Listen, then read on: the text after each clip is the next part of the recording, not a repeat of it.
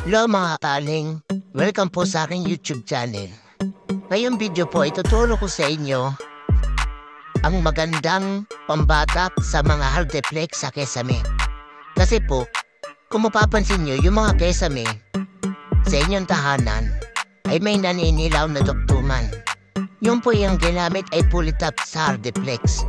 Ito pong video na ituturo ko yung magandang pambatak sa hardeplex para hindi manilaw ang duktuman.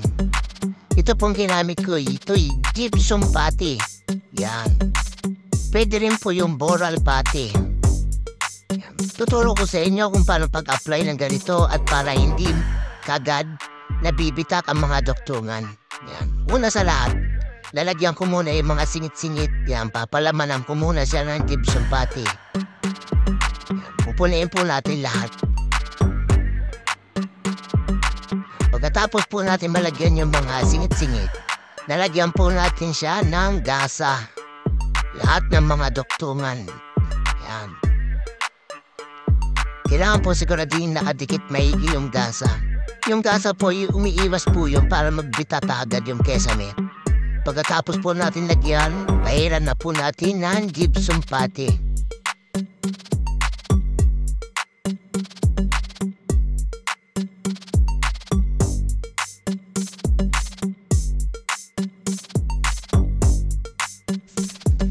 Yan mga kaning, nalagyan na natin siya ng gasa.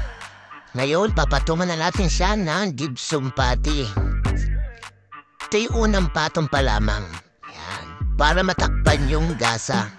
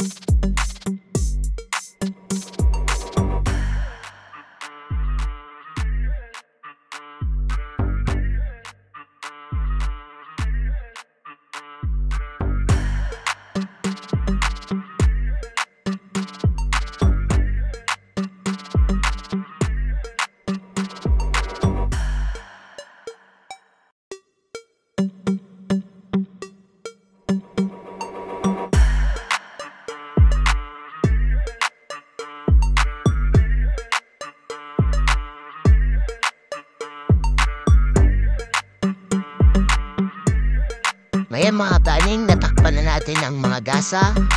Tutublay naman po natin siya para mawala ang mga bukol. Yan.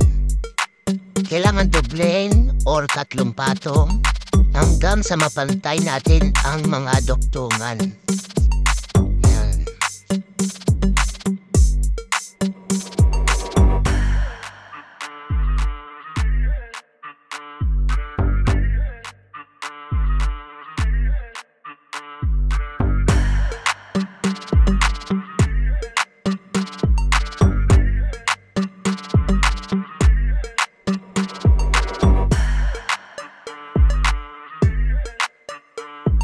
Ayun po, natapos na natin siyang batakan. Hintayin na lang po natin siyang matuyo para lihain. Yan po. The next day. At yan po mga kaning, isang araw po lumipas, siguradong tintiyo siya. Yan, bago natin siyang lihain ngayon. Maganda pong tintiyo siya. Para po pag niliha po siya malambot at hindi didikit sa liha. Kasi pag basa siya, mahirap siyang lihain, magsusugat lang at dumidikit lang siya sa liha. Kaya mas maganda isang araw po siyang patuyuin. Yan, ang ginamit ko pong liha ay 100.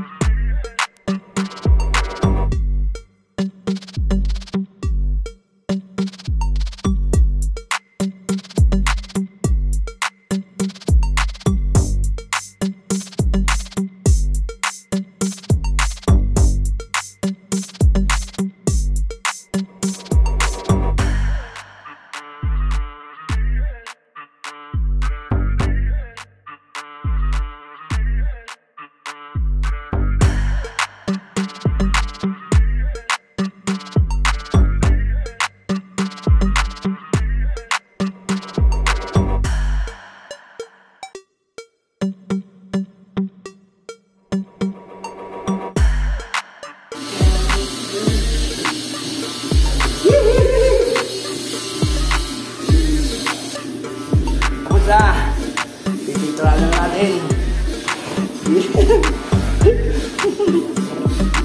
At yan po, natapos na po natin siyang liyain. Ngayon po'y pipinisin naman po natin siya. Ang ginamit ko pong pintura ay flat latex 701. At pwede rin yung pong gamitin yung 715 semi-gloss. Yun po yung makintab. Yan. Pero po ang madalas pong ginagamit sa mga kesame ay flat latex, yung hindi makinang. Yan po para po hindi gaano siya makita o may bukol man po siya doon sa mga duktungan.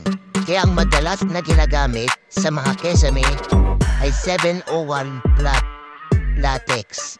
Yan po. Pag kayo po nag-finish ng mga kesame, gawin niyo po 2 patong para po siguradong wala siyang palyado at saka puting-puti po siya.